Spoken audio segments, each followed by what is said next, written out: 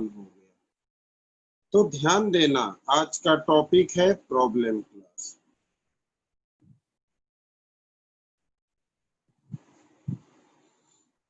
कोई भी न्यूमेरिकल बनाने से पहले सिंपल वे में याद दिला देते कि A plus B gives product. इस रिएक्शन का रेट ऑफ रिएक्शन क्या होगा? तो rate equals to -1 upon A D upon D T, change in concentration upon change in time, -1 upon B D B upon D T, change in concentration upon change in time, equals to K into A का power alpha और B का power beta. ये पूरा ही rate of reaction, पूरा का पूरा ही rate of reaction. इसके अंदर में जो ऑर्डर होता है, order equals to alpha plus beta, इनका सम। ये बात हम ना जाने कितनी बार पढ़ चुके, ठीक है। तो टॉपिक इसलिए हमने रिपीट कर दिया क्योंकि हमारे पास अभी लिमिटेड टॉपिक है जिस पे न्यूमेरिकल बनेगा, अदरवाइज मोस्टली थ्योरी बनेगा, जैसे define rate law, rate constant, characteristic of rate constant, distinguish between order and molecularity of reaction, why concentration changes during time। मतलब केवल थ्योरेटिकल क्वेश्चन, थोड़े बहुत ही हैं जो न्यूमेरिकल बनेंगे। तो अब इन पर जरा ध्यान देना, सिंपल से थोड़ा सा कॉम्प्लेक्स की तरफ चलिए। तो एक एक करके पहला क्वेश्चन ध्यान देना। हमारे पास एक रिएक्शन है, गिव्स प्रोडक्ट, इसका रेट ऑफ रिएक्शन दे रखा है कि ए का पावर 1/2 एंड बी का पावर 2। सिंपल, पहले हमने बिल्कुल शुरुआत आसान से किया है। Calculate order of reaction, calculate order of reaction. तो order equals to 1/2 plus 2 equals to कितने? 3/2। बिल्कुल सही। जिन्हें परेशानी हो, कुछ भी हो कहना। दूसरा क्वेश्चन सिंपल वे में, इसलिए हमने सिंपल से शुरू किया। और एक चीज बता दें, किसी भी रिएक्शन में किसी एक के रिस्पेक्ट में ऑर्डर नेगेटिव हो सकता है, ओवरऑल ऑर्डर कभी नेगेटिव नहीं, याद रहेगा। ये 5/2 है, 3/2 किसने लिख दिया जी? कैसे बोल रहे हो 3/2? 5/2 हुआ। हाँ, चलिए आप लोग का भी आंसर देख लिए, किसी ने 3/2 लिख बोल दिया, हम भी लिख दिए। चलिए, कोई दिक्कत हो तो बोलना। नेक्स्ट क्वेश्चन, हमारे पास रिएक्शन है N2 + 3H2 gives 2NH3, 2NH3, N2 + 3H2 gives 2NH3, 3 ठीक। Express the rate of reaction in terms of ammonia. Express the rate of reaction in terms of ammonia. Question लिख देते हैं। Express rate of reaction in terms of ammonia.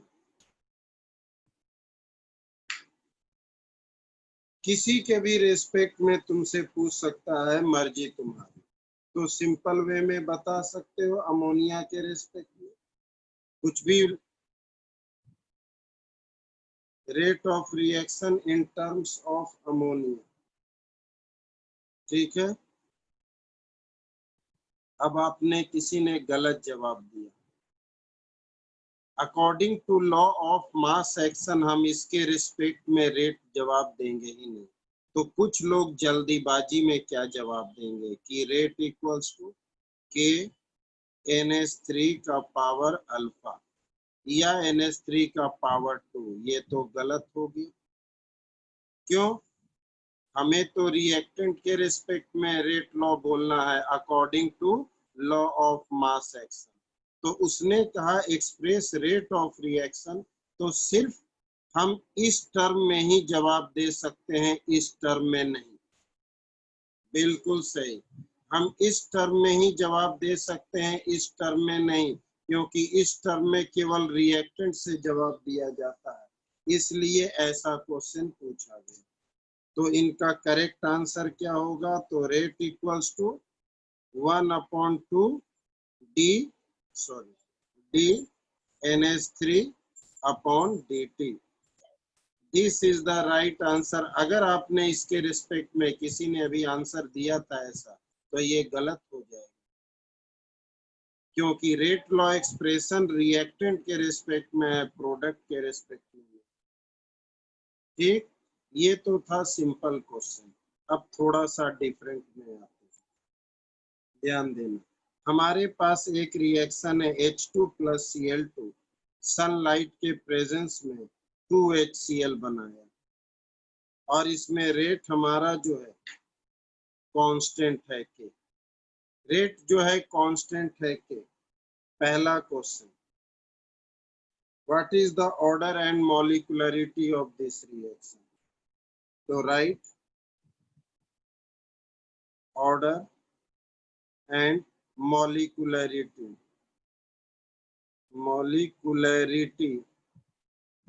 Of reaction. रुक जाना। और दूसरा unit of K, write unit of K. जरा तसल्ली से, हड़बड़ा कर नहीं जवाब देना, आपको सोचने का थोड़ा मौका मिलता है, ठीक है। अब क्वेश्चन पर नजर डालो, तो सबसे पहले आंसर में पहले के बारे में कि since rate equals to constant, it means it is zero order reaction. It means it is zero order reaction. क्यों? क्योंकि rate equals to K into H2 का पावर अल्फा और Cl2 का पावर बीटा। यहाँ पर हमारा alpha plus beta equals to 0 होगा, तभी तो रेट के बराबर होगा, क्योंकि N/0 इक्वल्स टू 1। तो अल्फा प्लस बीटा 0, यहाँ अल्फा भी 0 और बीटा भी 0, क्योंकि क्वेश्चन में हिंट दे दिया रेट इक्वल्स टू के। रेट इक्वल्स टू के का मतलब कि इनका पावर 0 है, क्योंकि N/0 equals to 1। It means it is zero order reaction. It means it is zero order reaction. अब मॉलिक्यूलरिटी इनमें कितना हो गया? तो मॉलिक्यूलरिटी एलिमेंट्री रिएक्शन है 1 + 1, 1 + 1 इक्वल्स टू 2। तो ऑर्डर हमारा 0 हो गया, ऑर्डर इक्वल्स टू 0 और मॉलिक्यूलरिटी इक्वल्स टू 2। एक सेकेंड, अभी हमने चैटिंग नहीं देखा, अभी आपको हम जरा पहले समझा दे, फिर आप जवाब पूछना, तो जवाब जरूर देंगे। अब दूसरे में आ जाओ, what is the unit of के? तो तुम्हें याद रखना पड़ेगा कि जीरो ऑर्डर के लिए यूनिट क्या है। तो for zero order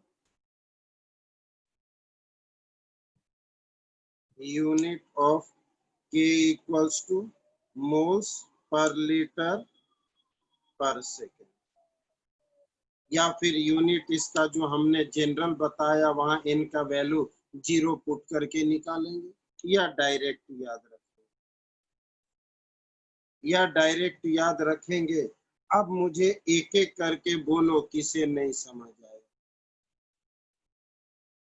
molecularity is the simple way में numerical coefficient. Molecularity numerical coefficient, कोई दिक्कत? What is the order? किसने कुछ पूछा पहले वाला? कौन सा पहले? ये फर्स्ट, ये पूछ रहे हो शुभम? ध्यान देना, इधर क्वेश्चन में ही कह रहा है कि रेट इक्वल्स टू कांस्टेंट। इस इक्वेशन का एक्चुअल रेट जो होगा वो हमारा ये होगा। एक्चुअल रेट तो ये होगा, rate equals to K into H2 का पावर अल्फा और Cl2 के पावर बीटा। लेकिन उसने कह दिया रेट इक्वल्स टू के, इट मीन्स कि ये यूनिटी है। यूनिटी कब होगा? जब इनका पावर इंडिविजुअली जीरो होगा, क्योंकि any to the power zero equals to 1। ये 1 होगा तभी तो ये इसके बराबर। इट मीन्स कि ऑर्डर हमारा जीरो है और मॉलिक्यूलरिटी 2 है, और जीरो ऑर्डर के लिए यूनिट ऑफ के ये है। तो इसके हेल्प से आप ये बात यहाँ प्रेडिक्ट कर रहे हो, इसलिए थोड़ा सा ऐसे क्वेश्चन पर ध्यान देना है, थोड़ा सा ऐसे क्वेश्चन पे ध्यान देना। क्या उम्मीद करें समझ आया? आगे चले। कंसंट्रेशन यूनिटी नहीं हो सकती। हो क्यों नहीं सकती है? यहाँ तो कुछ बोल नहीं रहा है ना। कंसंट्रेशन को हम 1 तो तभी मानेंगे जब कुछ क्वेश्चन में देगा। क्वेश्चन में तो हिंट में कुछ नहीं दिया। ऑर्डर जीरो हो सकता है। कंसंट्रेशन तो यूनिटी सॉलिड और लिक्विड के केस में लेते हैं। ये भी गैस है, ये भी गैस है, ये भी गैस है। उम्मीद करते हैं आपको समझ आया। आगे चल, ध्यान देना, बोलना जरूर, सब लोगों से कहते हैं।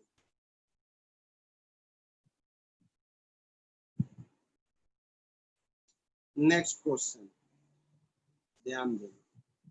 नेक्स्ट क्वेश्चन है कितने, 3 4, हम केवल क्वेश्चन नंबर नहीं लिखे। A reaction is second order with respect to a reactant. How rate affected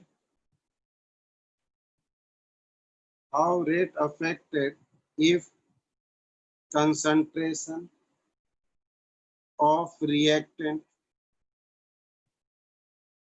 reduced to half and calculate unit of rate constant. Unit of rate constant. Simple. Question पर नजर डालेंगे, बिल्कुल सही जवाब। लेकिन कुछ लोगों के लिए क्वेश्चन पे नजर डालेंगे। एक रिएक्शन है जो सेकेंड ऑर्डर है with respect to a reactant. एक रिएक्शन है जिसमें एक ही रिएक्टेंट। क्वेश्चन पर नजर डालो।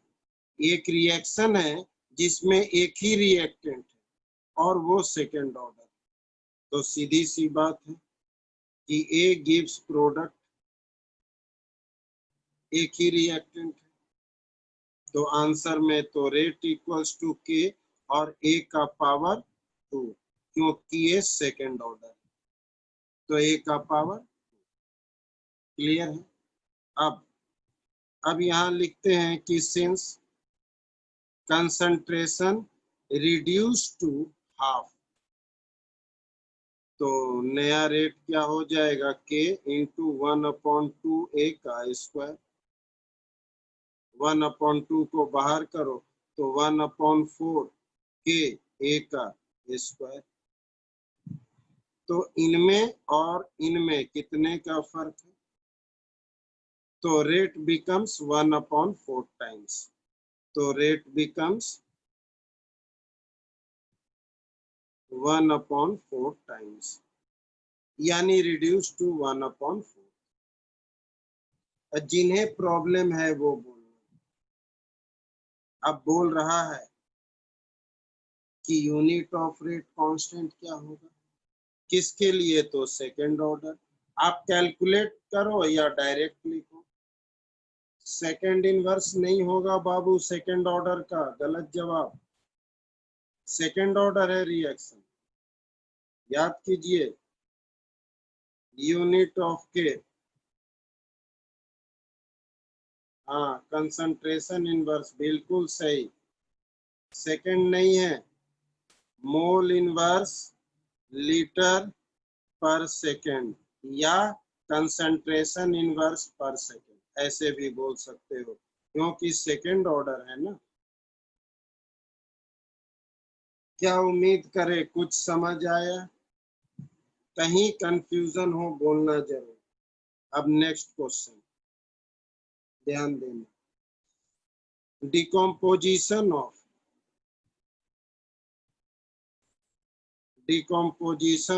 NH3 on platinum surface, PT surface is zero order. What are the rate of production of, calculate rate of production of N2 and H2, K का value given है 2.5 into 10 का power -4 moles per liter per second. Decomposition of ammonia on platinum surface is zero order. सबसे पहले reaction, the required equation NH3 decompose करेगा platinum surface पर तो N2 plus H2 देगा, balance कर लिए, ये रहा। ये एक जीरो ऑर्डर रिएक्शन है। जीरो ऑर्डर का मतलब रेट इक्वल्स टू, ध्यान देना क्या बोलने जा रहे हैं, K इंटू NH3 का power 0, N to the power 0 equals to 1 equals to K।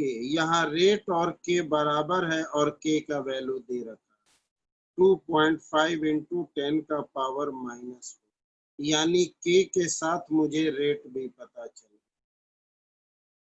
ठीक, हमने आपको डायरेक्ट कह रखा, calculate rate of production of this and this.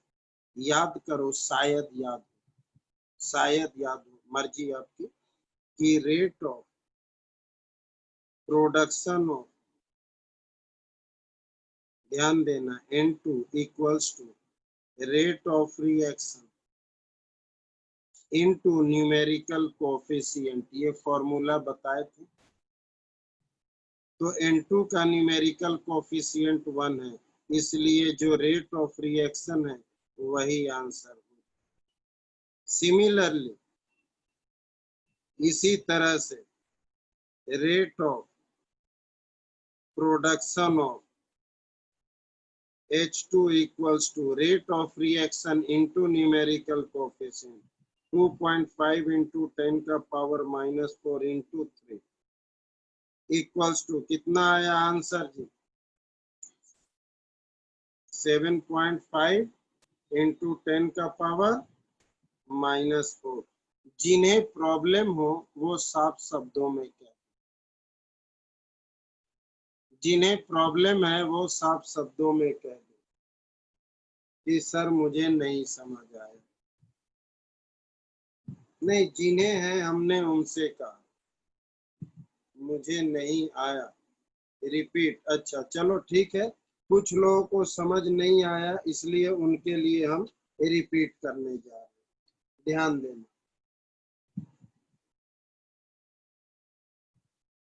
ध्यान से सुनना अच्छी तरह, तभी समझ आएगा। क्वेश्चन यहाँ तक है,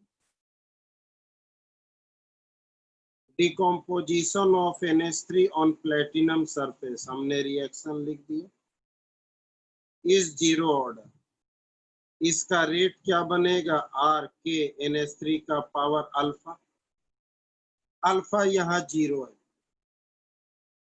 इसका मतलब RK के बराबर, और K का वैल्यू दे रखा है, K का वैल्यू दे रखा है मतलब R का भी वैल्यू मुझे यही मिला।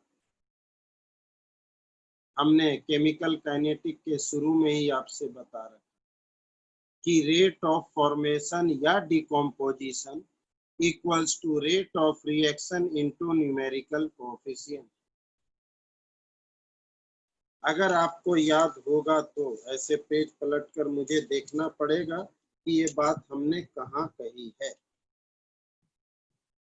अगर याद हुआ तो ये देखिए सामने में, रेट ऑफ फॉर्मेशन या decomposition equals to rate of reaction into numerical coefficient. हमने पढ़ा रखा,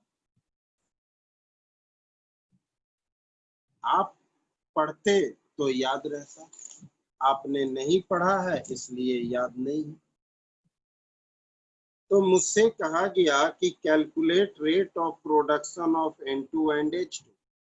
तो rate of formation of N2 क्या है, तो rate of reaction into numerical coefficient. Rate of reaction ये है, न्यूमेरिकल कोएफिशिएंट 1 है, यानी यही आंसर। H2 के केस में rate of reaction into numerical coefficient. कोई दिक्कत? जिन्हें दिक्कत हो बोलेंगे जरूर, जिन्हें दिक्कत हो बोलेंगे जरूर। आगे चल,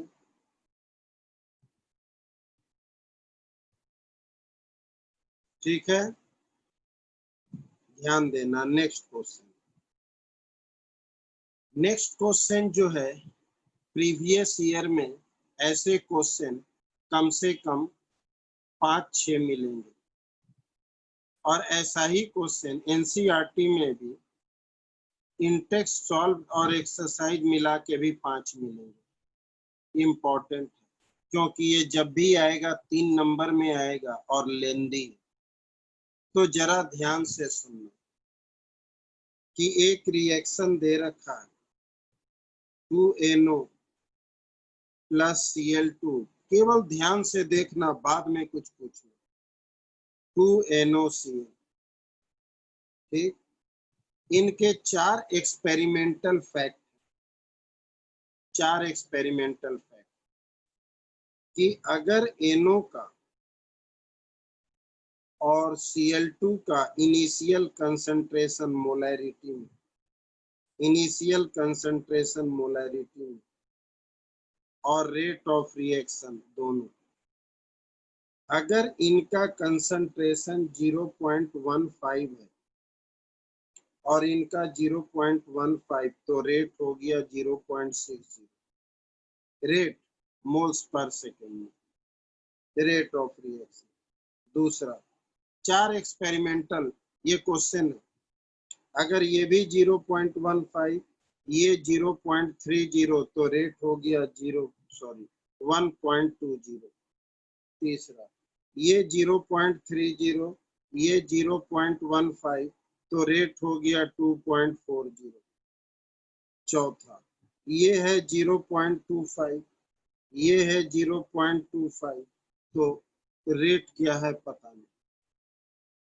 क्वेश्चन दिखा वैसे, क्योंकि अब पेज पलटने वाले हैं। क्वेश्चन ये, वैसे हम इसे फोल्ड नहीं करेंगे ताकि क्वेश्चन दोबारा मुझे ऐसे दिखाना पड़े, इसे हम फोल्ड नहीं कर रहे, ध्यान देना, इस पे मोबाइल रख दे रहे। अब इनमें मुझसे 4 क्वेश्चन पूछा गया। पहला क्वेश्चन, 4 क्वेश्चन पूछा गया। पहला question, right the expression for rate law. Right expression for rate law. नहीं, ये एनसीईआरटी का नहीं है, हो सकता है एनसीईआरटी का हो, हमने देखा नहीं, आप देख लेना, हो सकता है। Right expression for rate law, हमने क्या क्या इस तरह का क्वेश्चन प्रीवियस ईयर में, हाँ, रेट लॉ यानी पूरा rate law, R, rate law का मतलब rate of reaction, R, R निकालने बोले। Right expression for rate law, expression बोल रहा। दूसरा, calculate value of rate constant and specify its unit. Calculate value of K and its unit. और तीसरा, What is the initial rate of disappearance of Cl2 in experiment 4? यानी experiment 4 में हमने यहाँ पर पता नहीं क्या है, ये निकालने बोल रहा है। Calculate rate in question number 4, यानी क्वेश्चन नंबर नहीं, experiment 4, sorry, experiment 4। Calculate rate in experiment 4। उधर का पेज फोल्ड नहीं कर रहे हैं, इसलिए थोड़ी परेशानी हो रही, ताकि मुझे क्वेश्चन भी आपको दिखाना है। ये 3 क्वेश्चन पूछे जाने। सबसे पहले एक्सप्रेशन, एक्सप्रेशन तुम्हारे सामने है, एक्सप्रेशन तुम्हारे सामने है। तो एक्सप्रेशन में क्या हो गया, पहला रेट इक्वल्स टू के, NO का पावर अल्फा और Cl2 का पावर बीटा। हमारा पहला क्वेश्चन का आंसर ये होगा। कोई दिक्कत? कोई दिक्कत? अब ध्यान से देखना, अब जरूरी है। उसने पूछा कि what is the value of k, what is the value of के तो तब पता चलेगा जब इन सब का वैल्यू दिया होगा। इसका वैल्यू दिया है, इसका वैल्यू दिया है, लेकिन अल्फा बीटा नहीं पता। तो जब तक अल्फा बीटा ना निकले तब तक आप के नहीं निकाल सकते, इसलिए ये लेंदी है।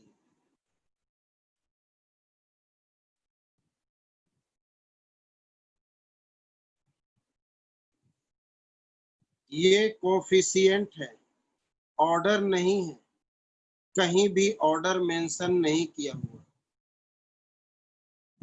कहीं भी ऑर्डर मेंशन नहीं किया हुआ है। तुम्हें कैलकुलेट करने बोल रहा है, प्रेडिक्ट करने नहीं कि हम प्रेडिक्ट कर लें, कैलकुलेट करके दिखाना कि के का वैल्यू क्या होगा। तो जब तक अल्फा बीटा न पता हो हम के नहीं निकाल सकते। किसी भी रिएक्शन का जो ऑर्डर होता है इक्वेशन में नहीं होता, तो कैसे निकालें, बहुत ध्यान से देखो। ये जो 4 एक्सपेरिमेंट इधर है उनके बारे में। सबसे पहले the expression for experimental value r, इन सब का वैल्यू को इनमें पुट करना है, इन सब का वैल्यू को इनमें पुट करना है। ध्यान देना, आर इक्वल्स टू, तेजी से लिख रहे हैं, 0.60 इक्वल्स टू के 0.15 के पावर अल्फा और 0.15 के पावर बीटा। ये पहला 1.20 इक्वल्स टू के 0.15 के पावर अल्फा 0.30 के पावर बीटा। ये सेकेंड हो गया। उसी तरह से 2.40 इक्वल्स टू के 0.30 के पावर अल्फा और 0.15 के पावर बीटा। ये 3 हो गया। चौथे वाले का इसलिए नहीं लिख सकते हैं क्योंकि उसका रेट तो हमें दे ही नहीं रखा। अब इन दोनों में, तीनों में से किन दोनों को डिवाइड करें कि या तो अल्फा या बीटा कैंसिल हो जाए, किन दो को डिवाइड करें? हाँ, किन दो को डिवाइड करें? तो simple divide equation first and second. First and second को डिवाइड करो तो क्या मिला, 20 इक्वल्स टू के 0.15 के पावर अल्फा 0.15 के पावर बीटा बटे के 0.15 के पावर अल्फा और 0.30 के पावर बीटा। ध्यान देना, ये कैंसिल, ये कैंसिल, ये कैंसिल होगा 2 टाइम्स और ये कैंसिल होगा ये भी 2 टाइम्स। तो इसका मतलब 1/2 इक्वल्स टू 1/2 के पावर बीटा। अगर बेस सेम हो तो एक्सपोनेंट बराबर होता है, तो देयरफॉर बीटा इक्वल्स टू 1। जिसे नहीं समझ आया तुरंत जिसे नहीं समझ आया तुरंत कह दो।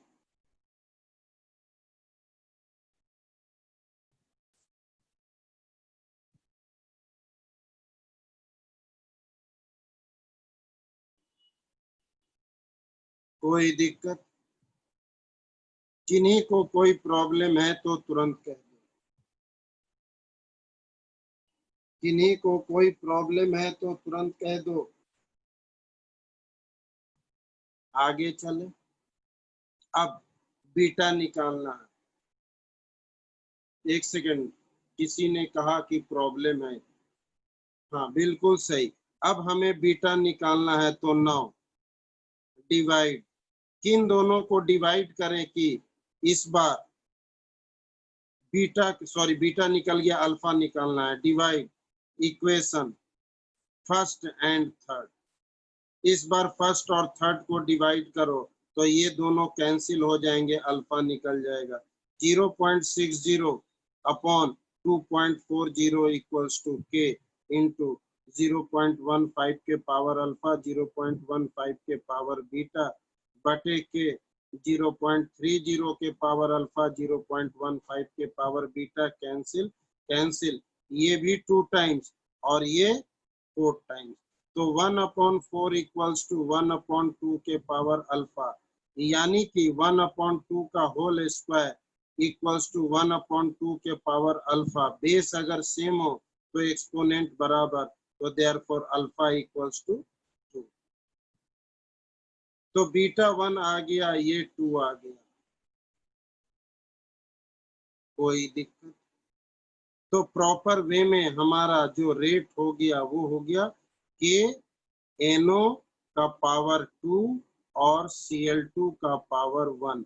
ये हमारा proper rate law expression. This is the proper rate law expression. अब किसी भी एक्सपेरिमेंटल वैल्यू को तुम इसमें पुट कर दो, मर्जी तुम्हारी, किसी भी एक्सपेरिमेंटल वैल्यू को। अब second question, value of K and its unit. तो K equals to R upon NO का पावर 2 और Cl2। 3 इक्वेशन तुम्हारे सामने है, कोई का वैल्यू पुट कर दो। 0.60 पहला ही ले लेते हैं। हाँ पहला ही ले लो, कुछ भी ले लो। 0.15 का होल स्क्वायर, जो स्क्वायर है, और 0.15। इसे अब तुम सॉल्व करोगे, जो भी आ जाए, सॉल्व करने के बाद जो भी तुम्हारा आंसर आ जाए, ठीक है। अब तो उसके बाद यूनिट, तो यूनिट ऑफ के क्या हो गया, unit of k equals to 2 और 1 3, थर्ड ऑर्डर है। तो थर्ड ऑर्डर का यूनिट क्या होगा, तो mole to the power -2 litre square per second. अगर मिनट में होता तो पर मिनट, वो तो हम यूनिट इनमें भी लिख सकते। अब तीसरे सवाल का जवाब, अब तीसरे सवाल का जवाब, जब सब कुछ निकल गया तो रेट निकल जाएगा।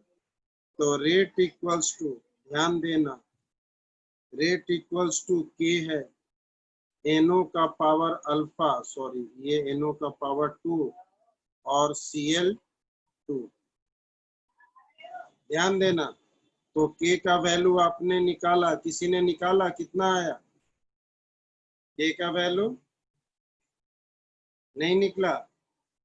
चलिए x मान लीजिए, हमने x मान लिया, और NO हमारा दे रखा है 177.5। चलिए किसी ने निकाला 177.5, तो 177.5 और NO का वैल्यू दे रखा है 0.25 का स्क्वायर, और ये Cl2 भी 0.25 है। अब इसे कैलकुलेट करके निकालो कितना मोलैरिटी आया।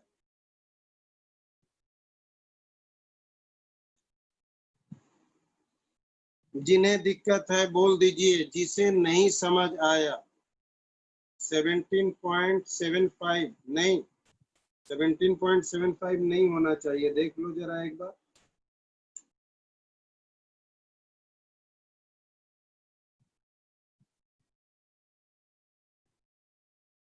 जीरो 0.60 अपॉन,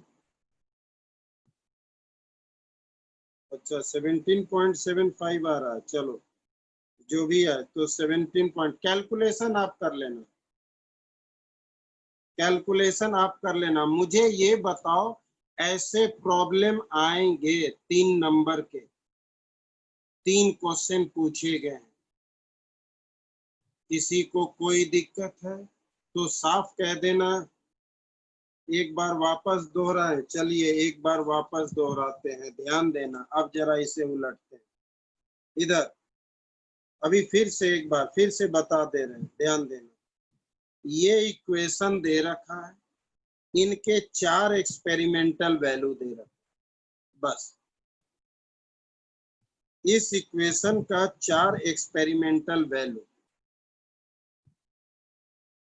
क्या है। कभी कोई 117 पॉइंट बोलता है, कोई 177 बोलता है। आप लोग कैलकुलेशन कर लेना, आपके चक्कर में मेरा कैलकुलेशन उल्टा हो जाएगा समय। अब सुनो ध्यान से सब लोग इधर, ये इक्वेशन दे रखा है, इसके एक्सपेरिमेंटल वैल्यू, दिमाग में क्वेश्चन गया। अब तुमसे पूछा जा रहा है 3 इक्वेशन। पहला एक्सप्रेशन फॉर रेट लॉ, तो एक्सप्रेशन तो ये हो गया। अब मुझे के का वैल्यू चाहिए, लेकिन के का वैल्यू तो तब निकलेगा जब इन सब का वैल्यू पता हो। सब का वैल्यू तो पता है, अल्फा बीटा नहीं पता।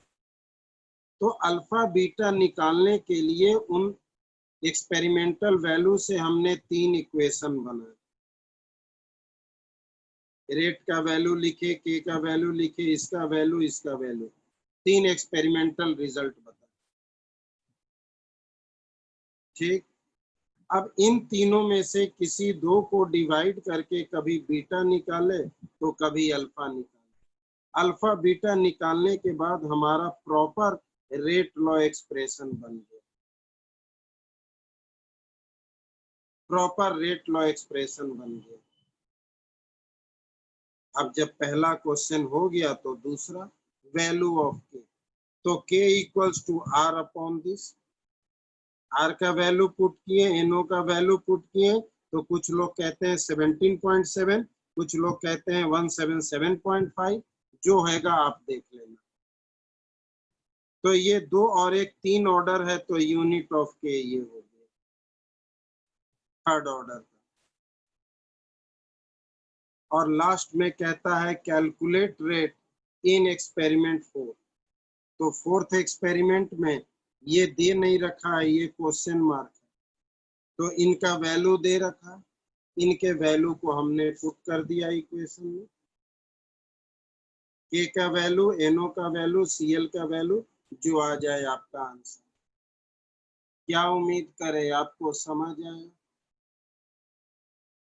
जिन्हें नहीं आया फिर से कह दो, ऐसे क्वेश्चन बुक में प्रीवियस ईयर में बहुत। अब आगे चलें,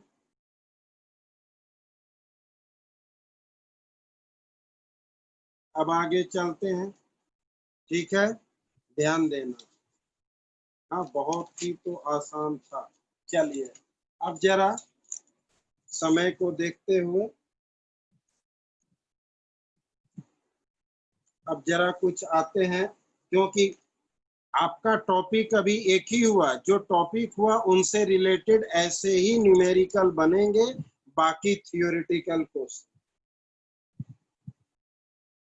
इनसे रिलेटेड ऐसे ही न्यूमेरिकल बनेंगे। अब आते हैं जरा हम ऑब्जेक्टिव क्वेश्चन, क्योंकि आपका टॉपिक बहुत ज्यादा नहीं हुआ है, इस वजह से इससे ज्यादा नहीं बने। अब ऑब्जेक्टिव में मेनली आपका पूछेगा थियोरेटिकल। अब objective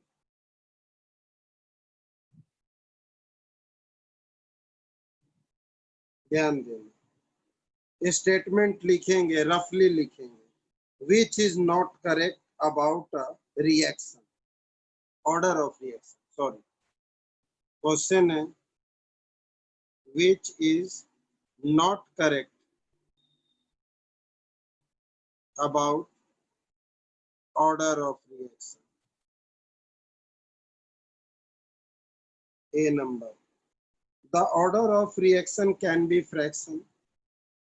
It can be fraction. B number. Order of reaction is experimentally determined quantity. It determined experimentally. C number. Order of reaction always equals to sum of the stoichiometric coefficient. It is always, बिल्कुल सही जवाब, always equal to stoichiometric coefficient. सब लोग का सही जवाब, लेकिन अगर इनमें चेंज कर देता कि it may be equals to stoichiometric, तब सही होता. अगर यहाँ लिख देता ऑलवेज की जगह it may be equals to, तब वो ट्रू होता. ठीक है. और डी जब हो ही गया तो चौथा ऑप्शन भी, it is the sum of the power of molar concentration. It is the sum of the power of molar concentration of reactant. तो आप इसका मतलब थियोरेटिकल क्वेश्चन आप तभी जवाब दे पाओगे ना जब आपको सारा कंसेप्ट पता हो किसी भी टॉपिक से रिलेटेड. नेक्स्ट, 4 स्टेटमेंट है. Which is correct statement? Which is correct statement? ध्यान देना. Rate of reaction decreases with passage of time as the concentration of reactant decreases. ध्यान देना. पहला सारे देख लेना. Rate of reaction decreases with passage of time as concentration of reactant decreases. Rate of reaction is same at any time during the reaction. Rate of reaction same at any time during reaction. C number. Rate of reaction is independent of temperature. Rate is independent of temperature change. और चौथा, rate of reaction decreases with increase in concentration of reactant. Rate of reaction decreases with increase in concentration of reactant. सही answer क्या है? सबने सही answer दिया. जिन्हें problem हो तुरंत बोल देना. यहाँ नॉट करेक्ट था, यहाँ करेक्ट स्टेटमेंट था. इसका आंसर ये, इसका आंसर ये. अगर किन्हीं को कोई परेशानी हो तो साफ शब्दों में कहें कि सर मुझे नहीं समझ आया. कैसे? ध्यान देना. आप रेट क्या लिखते हो? Explanation. Rate equals to change in concentration upon change in time. तो डिक्रीज इन कंसंट्रेशन और इंक्रीज इन रिएक्टेंट और increase in concentration of product. ठीक है. तो rate of reaction decrease in concentration है, तो हम क्या लेते हैं? Minus D R upon D T. Minus D R upon D T. कुछ लोग तो एक्सप्लेन हो सकता है, कुछ लोग जवाब दे रहे हो लेकिन प्रॉपर एक्सप्लेनेशन नहीं पता। तो rate equals to minus D R upon D. कहता है कि अगर आर का कंसंट्रेशन घटेगा यानी कि नेगेटिव होगा तो नेगेटिव नेगेटिव पॉजिटिव आर बढ़े, सॉरी ये घटेगा नेगेटिव तो आर भी हमारा नेगेटिव होगी। Decrease in concentration with respect to time. Product का बढ़ेगा तब रेट बढ़ेगा और इसका अगर घटेगा तो रेट हमारा घटेगा। कोई दिक्कत?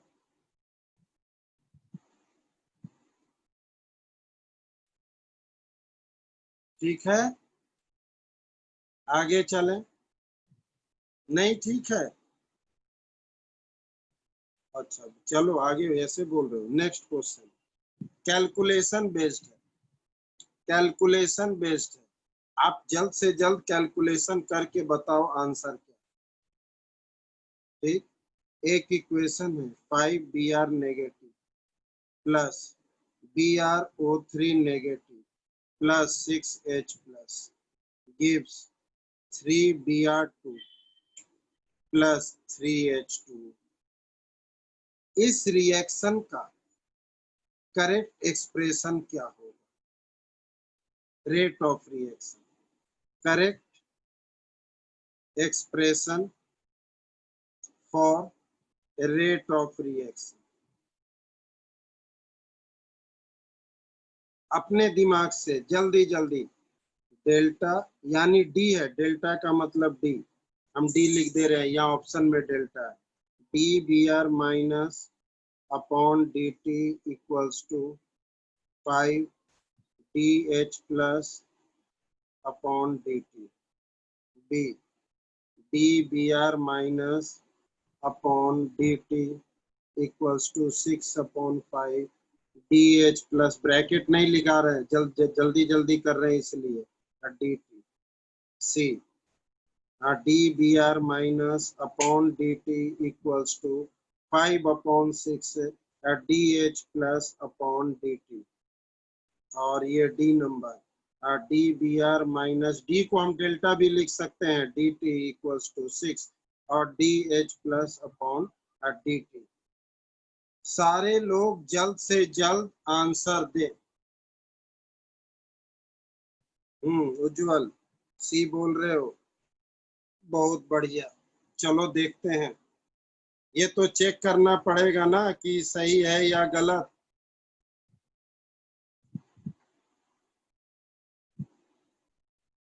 ठीक है, तो आप लोग थोड़ा जल्द से जल्द प्रयास करें। हम 1 मिनट का, सॉरी 30 सेकंड का ब्रेक ले रहे हैं।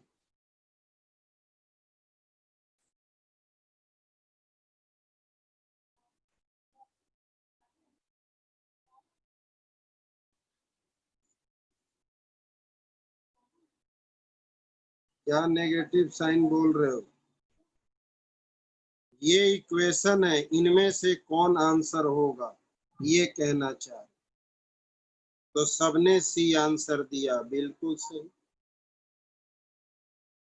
किसी के भी रेस्पेक्ट में रेट ऑफ रिएक्शन, इसमें भी यहाँ माइनस, दोनों माइनस कैंसिल, तो यहाँ पर 5/6 आ गया।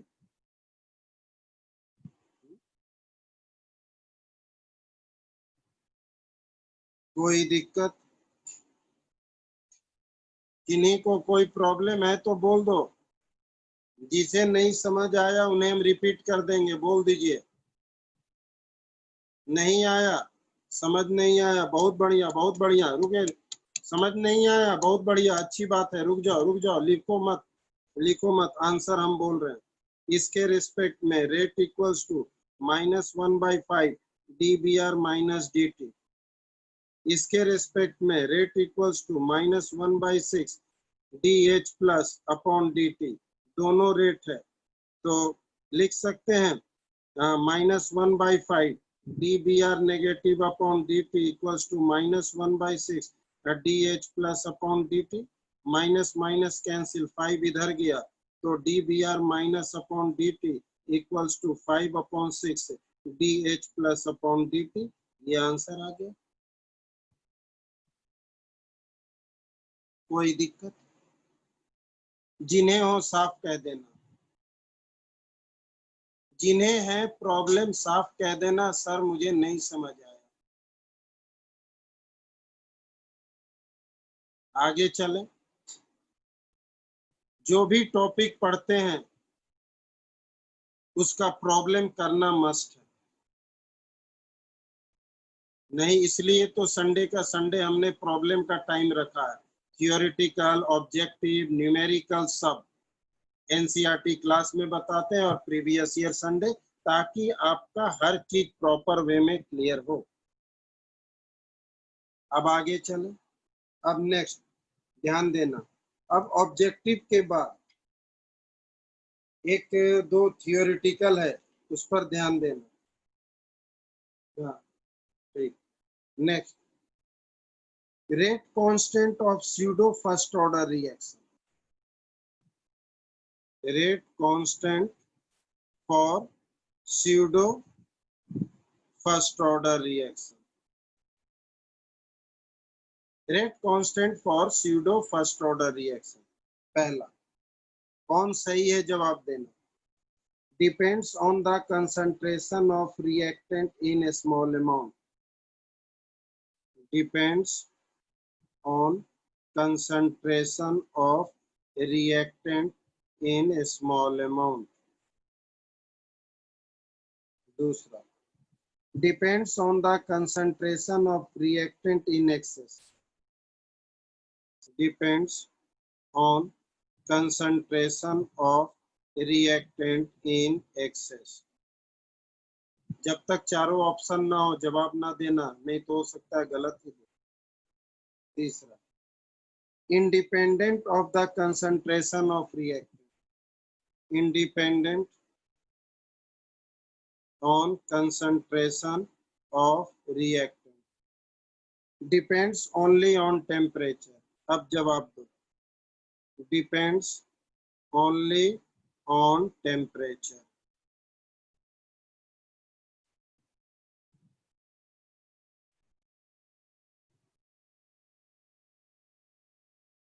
कुछ लोग ए, कुछ लोग बी, कुछ लोग सी।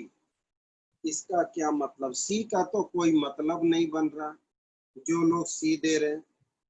इंडिपेंडेंट ऑन कंसंट्रेशन कैसे होगा? ये कंसंट्रेशन पर ही तो रेट डिपेंड करता है। हम आपको थ्योरी याद दिलाते हैं कुछ लोगों के लिए। कुछ लोग सही जा रहे हैं, कुछ लोग सही जा रहे हैं कि रेट कोई भी रिएक्शन जो फर्स्ट ऑर्डर नहीं है लेकिन किसी सर्टेन कंडीशन पे फर्स्ट ऑर्डर की तरह बिहेव करता है, तो ये कंडीशन तभी होगा जब एक का कंसंट्रेशन कम होगा और एक का कंसंट्रेशन ज्यादा होगा। तो प्रॉपर वे में दोनों आंसर होना चाहिए, लेकिन मुझे एक ही आंसर देना। तो स्यूडो तो तभी होगा जब एक वेरी स्मॉल होगा। क्यों? उसका कंसंट्रेशन कांस्टेंट होगा और वो फर्स्ट ऑर्डर की तरह बिहेव करने लगेगा। वैसे तो स्यूडो का केस दोनों पर आता है कि एक स्मॉल एक एक्सेस होगा तभी स्यूडो, लेकिन मेनली डिपेंड करता है स्मॉल अमाउंट पर। क्यों? वही कांस्टेंट होता है जिसकी वजह से वो फर्स्ट ऑर्डर की तरह बिहेव करता है, इसी की वजह से ऐसा होता है, इसी की वजह से ऐसा होता है। कोई दिक्कत? किन्हीं को हो तुरंत कहना। कुछ लोग कहीं चले ना जाएं, बोल रहे थे सर 7 बजे आपका इंटरनेट खत्म हो गया। चलिए तो जरा कुछ एसर्शन रीजनिंग भी कर ले किसी को जाने से पहले। कोई बात नहीं, थोड़ा एसर्शन रीजनिंग कर ले। Assertion reason,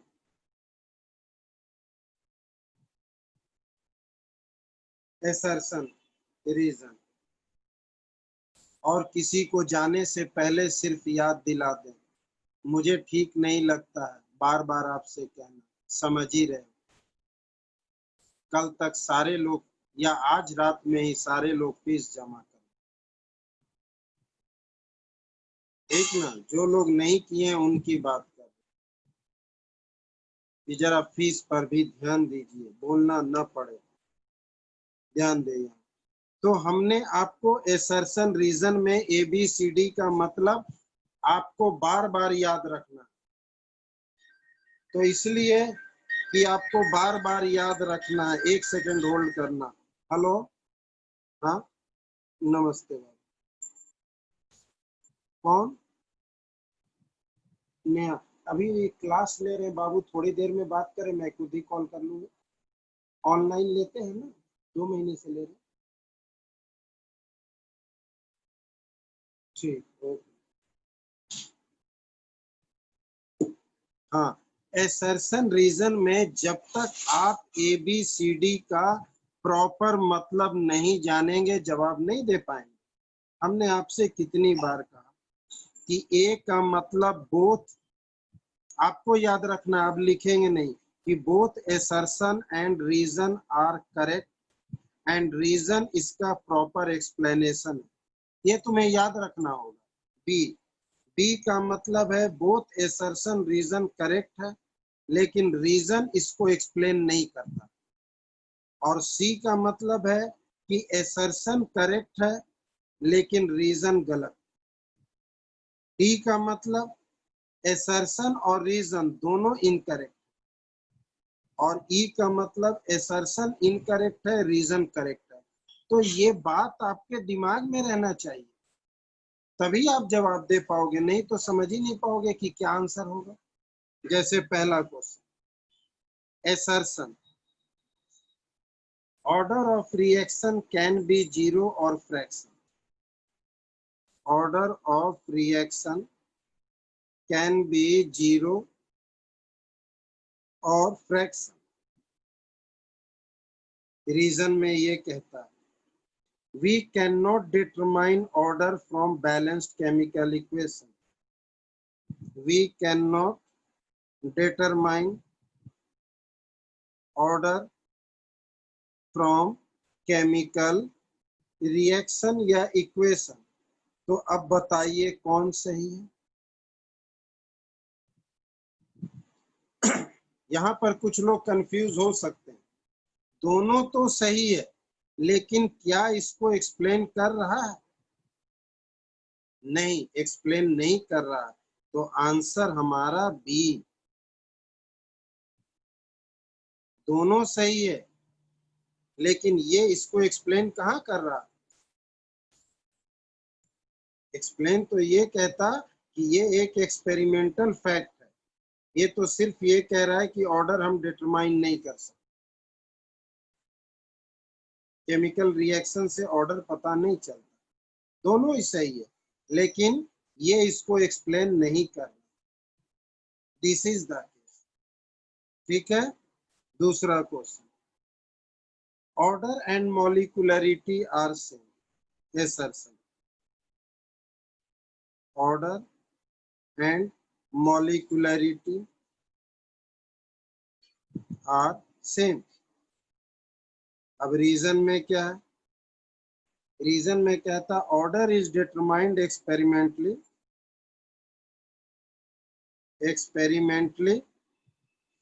and molecularity is sum of stoichiometric coefficient. stoichiometric coefficient। अब बताइए ABCD में क्या होगा? ई नंबर, बिल्कुल सही। ई नंबर में हमने क्या कहा? एसर्शन इनकरेक्ट है, रीजन करेक्ट। एसर्शन इनकरेक्ट है, order and molecularity are same. अरे ऑर्डर तो जीरो हो सकता है, मॉलिक्यूलरिटी थोड़े ही जीरो होता है, यानी एसर्शन गलत हो सकता है। यहाँ आर सेम की जगह अगर लिख देता मे बी सेम तो सही होता, कि किसी ना किसी कंडीशन पर ऑर्डर मॉलिक्यूलरिटी 1 तो हो ही जाता है, लेकिन यहाँ कह रहा है order and molecularity are same, तो गलत हो गया, क्योंकि ये ना तो जीरो होता है ना फ्रैक्शन, ये जीरो फ्रैक्शन दोनों होता है। लेकिन ऑर्डर एक्सपेरिमेंटल है, मॉलिक्यूलरिटी स्टोइचियोमेट्रिक, ये हमारा सही। कोई दिक्कत? किन्हीं को कोई दिक्कत हो तो तुरंत कहना। ठीक, तो एसर्शन रीजन इतना ही फिलहाल, दो काफी है, क्योंकि मेनली जो है आपका टॉपिक अभी लिमिटेड हुआ है उसी के अकॉर्डिंग। ठीक, अब अगर आप बोलते हो तो एक दो थियोरिटिकल क्वेश्चन आप लोगों से पूछ लिया जाए।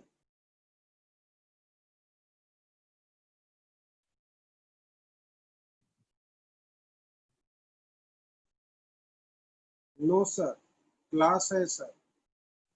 चलिए कोई बात नहीं, वैसे तो चलिए कोई बात नहीं, तो यहीं तक आज को एंड करते हैं।